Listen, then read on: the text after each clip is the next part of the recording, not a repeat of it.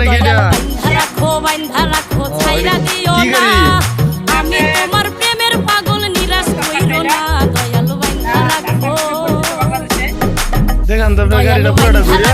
বাইন্ধা রাখো ছাই এটা আপনার হলো ইউডি পোস্টার।